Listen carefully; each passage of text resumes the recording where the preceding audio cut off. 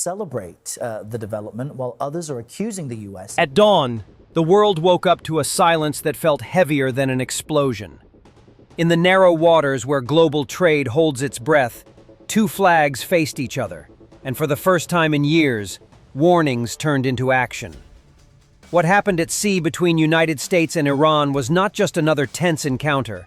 It became a moment that quietly reshaped how close the world really is to a wider conflict. According to initial reports, the confrontation unfolded faster than any diplomatic channel could react.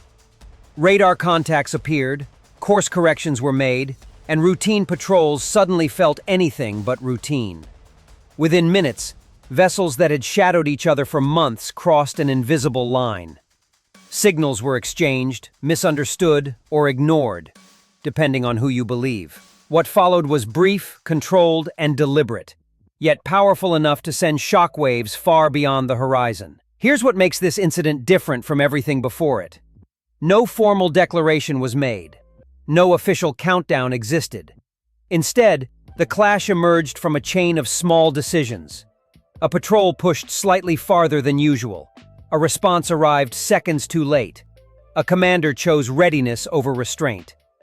Analysts later claimed that automated defense systems were activated for the first time in this region under real combat conditions, testing doctrines that had only existed on paper until now. Unconfirmed accounts spoke of damaged hulls, emergency maneuvers, and crews operating under radio silence.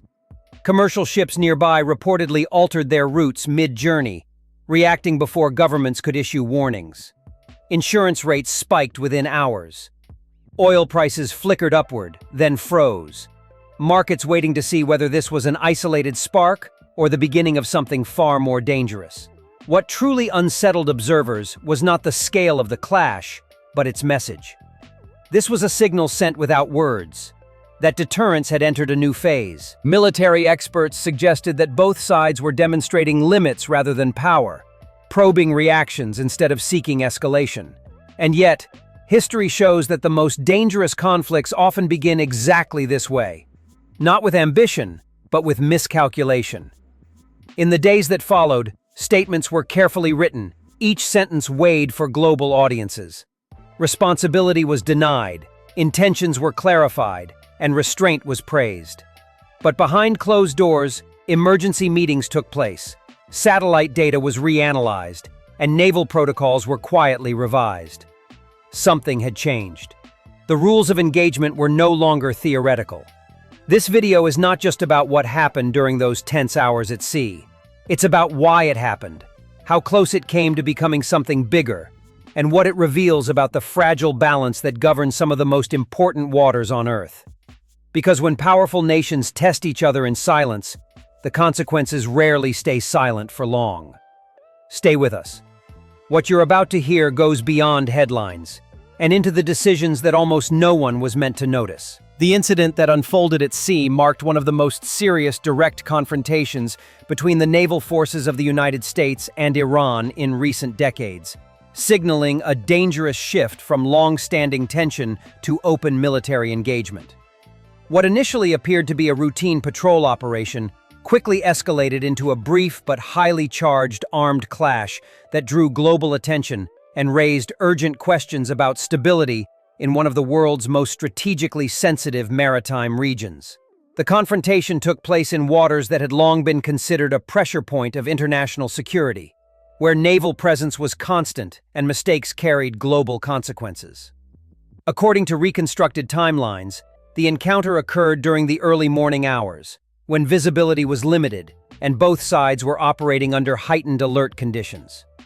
U.S. naval vessels were conducting a scheduled freedom of navigation patrol, a practice Washington had repeatedly framed as defensive and lawful under international maritime norms.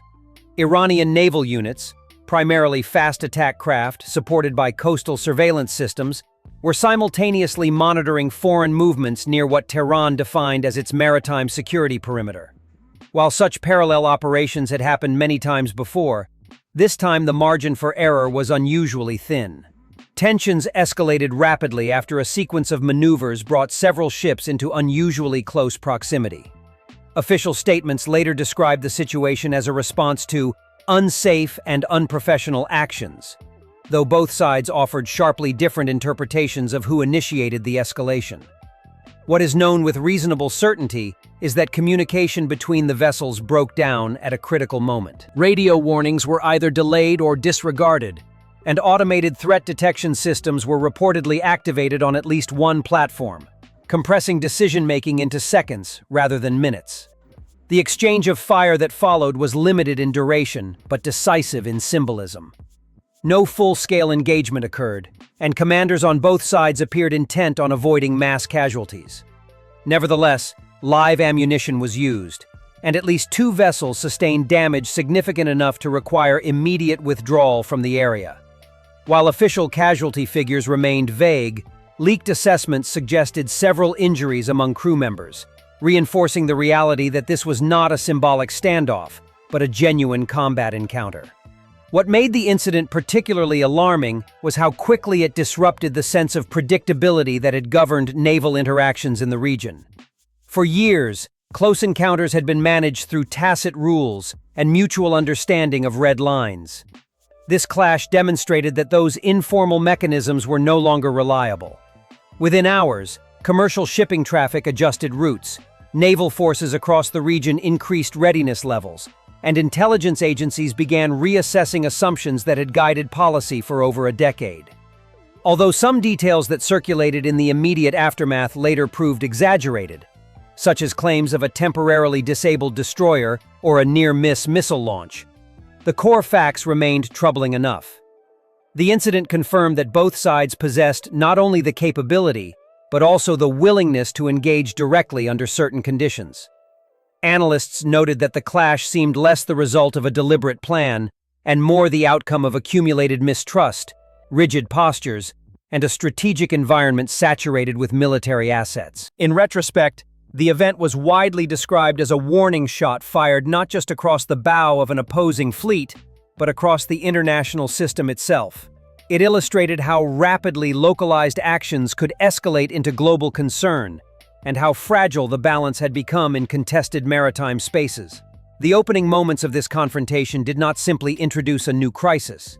They exposed the underlying volatility that had been building quietly beneath the surface for years. The roots of the naval clash lay deep within a geopolitical environment shaped by decades of rivalry, mistrust, and competing strategic visions held by the United States and Iran. Long before the first radar lock or warning signal, the waters where the incident later occurred had already become a stage for power projection, deterrence, and political messaging. The confrontation was not an isolated accident, but rather the visible outcome of mounting pressures that had been steadily intensifying across political, economic, and military domains. In the years leading up to the incident, relations between Washington and Tehran had deteriorated significantly. Diplomatic channels existed, but they were narrow, fragile, and often indirect. The collapse of several negotiation frameworks and the reintroduction of sweeping economic sanctions had hardened positions on both sides. For Iran, sanctions were framed domestically as an existential threat and externally as an act of economic warfare. For the United States, they were presented as a tool to curb Iran's regional influence and deter further military and technological expansion. This standoff created an atmosphere where compromise was politically costly and displays of strength were increasingly rewarded. The maritime domain became one of the few arenas where both sides could assert their positions without crossing the threshold of open war. The United States expanded its naval deployments under the banner of protecting international shipping lanes and ensuring freedom of navigation. These operations were consistent with long-standing U.S. policy, but were perceived by Iran as provocative, especially when conducted close to areas Tehran considered vital to its national security. Iranian military planners responded by emphasizing asymmetric naval strategies, relying on speed, numbers, and proximity rather than large surface combatants. Adding to this tension was the broader regional landscape. Conflicts and instability across the Middle East had turned surrounding waters into crowded and highly militarized zones. Multiple foreign navies operated simultaneously. Surveillance drones were a constant presence, and intelligence-gathering activities intensified. In this environment, even routine maneuvers were interpreted through a lens of suspicion. According to later intelligence assessments, both sides had increased alert levels weeks before the incident, partly due to unrelated regional developments that raised fears of spillover effects. One often overlooked factor was the role of domestic politics. In both countries, internal pressures shaped external behavior. Iranian leadership faced economic strain and public dissatisfaction, creating incentives to demonstrate resolve against foreign pressure. In the United States, policymakers operated under expectations of maintaining credibility and deterrence, particularly after a series of global crises that had tested American influence. Naval presence, therefore, became a visible and politically useful signal for both governments, even if it increased operational risks. Some reports suggested that intelligence misinterpretation also played a role. Surveillance data allegedly indicated preparations for hostile action that, in hindsight, may have been routine defensive measures. A classified assessment later leaked to international media claimed that analysts on both sides were working with incomplete information, filling gaps with worst-case assumptions. While not officially confirmed, these claims aligned with the pattern of rapid escalation driven more by perception than by intent. The strategic importance of the region amplified every decision. A significant portion of the world's energy supply passed through nearby sea routes, making any instability there a global concern. This reality placed additional pressure on military commanders, who were tasked not only with protecting national interests, but also with avoiding actions that could trigger economic shockwaves. Ironically, this same importance made restraint harder, as neither side wanted to appear passive in such a critical theater. By the time the naval incident occurred, the geopolitical environment was already saturated with unresolved grievances, heightened alertness, and mutual distrust. The clash did not emerge from a vacuum. It was the natural result of prolonged confrontation managed just below the threshold of war. The second the situation shifted from monitoring to engagement, years of accumulated tensions surfaced at once, turning a regional rivalry into an event with unmistakable global implications. The armed encounter at sea moved from tension to action with startling speed, unfolding in a tightly compressed sequence that left little room for correction once it began. As mentioned earlier, the broader context and immediate triggers had already primed both sides for confrontation, and when the first decisive moments arrived, commanders were forced to act on partial information under extreme time pressure. The engagement began not with a dramatic opening salvo, but with a convergence of movements that suddenly narrowed distances to a point where intent could no longer be assumed as benign.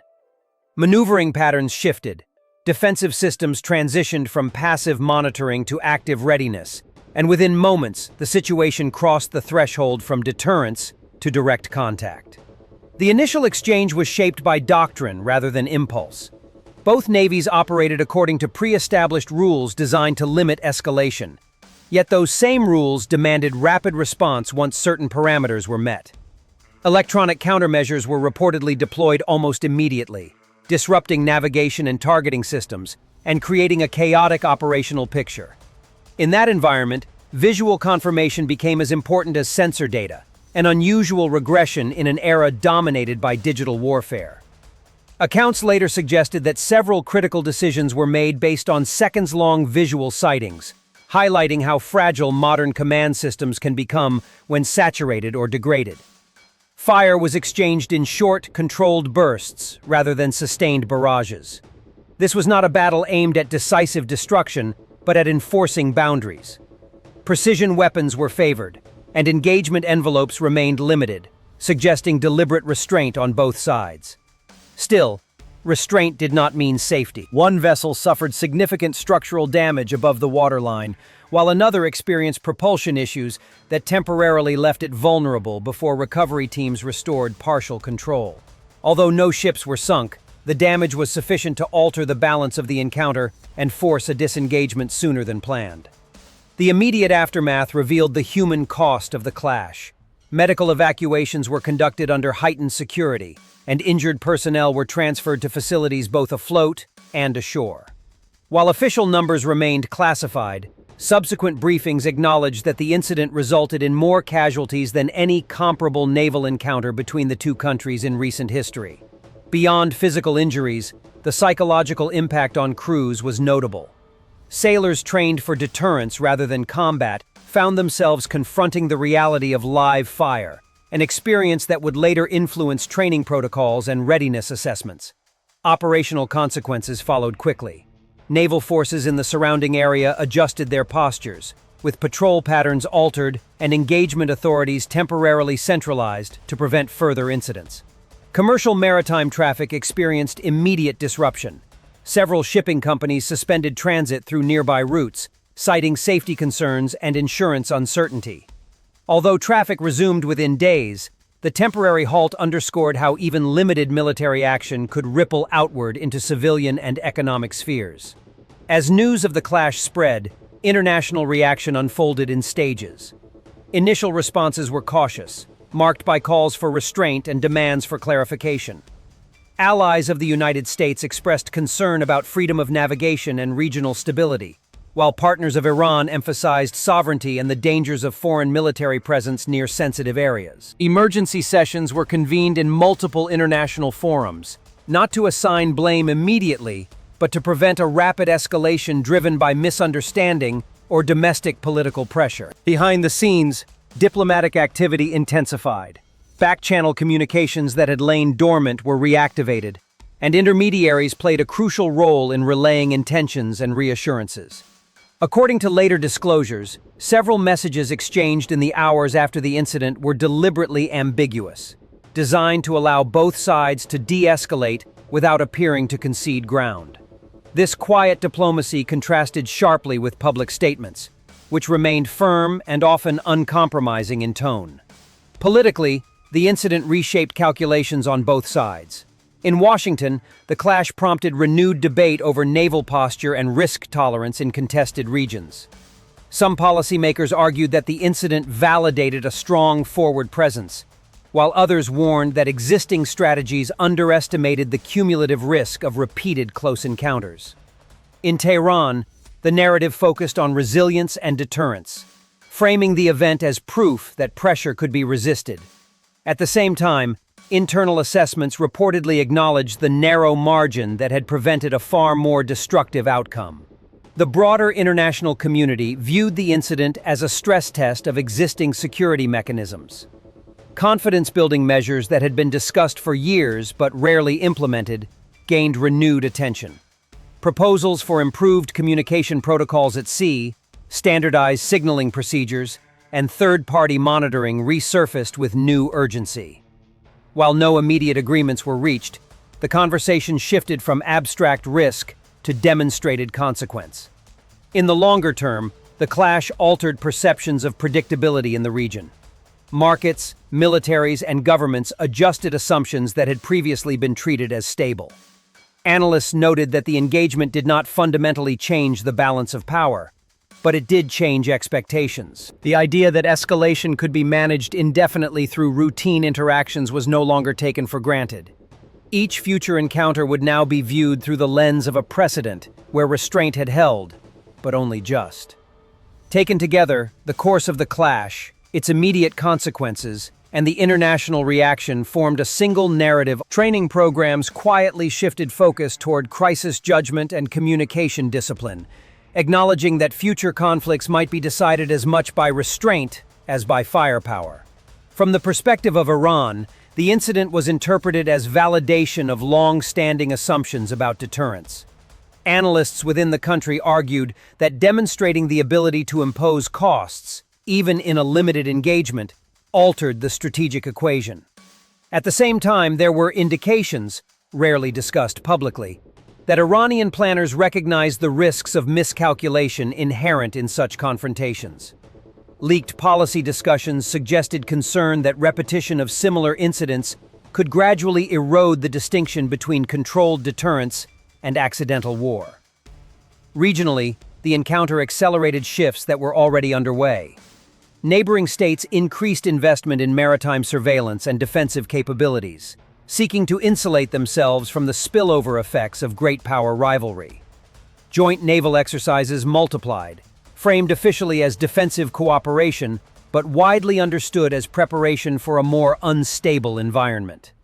Insurance markets, shipping consortia, and energy companies revised long-term risk models, treating the incident as a reference point rather than an anomaly. On the international level, the clash prompted renewed debate about the adequacy of existing norms governing military behavior at sea. Proposals that had once seemed academic, such as binding communication protocols or incident investigation mechanisms, gained practical urgency. While no binding framework emerged immediately, the event shifted the conversation from whether such measures were necessary to how soon they could be implemented. Diplomats noted that even states far removed from the region viewed the incident as a warning about how quickly localized tensions could disrupt global systems. Perhaps the most enduring consequence was conceptual rather than material. The incident challenged the belief that prolonged tension could be managed indefinitely through routine presence and informal rules. It highlighted how cumulative pressure, combined with modern weapon systems and information saturation, reduced margins for error to near zero. In that sense, the clash served as a case study in the limits of deterrence without dialogue. In retrospect, the encounter did not mark the beginning of a wider war, nor did it resolve the underlying rivalry. Instead, it exposed the fragility of the status quo. The lessons drawn from it were uneasy and unresolved. That stability could persist without peace, but only at increasing risk. And that the absence of conflict was no longer proof of safety. What remained after the final assessments were written was a shared, if unspoken, understanding that the next incident might not end the same way.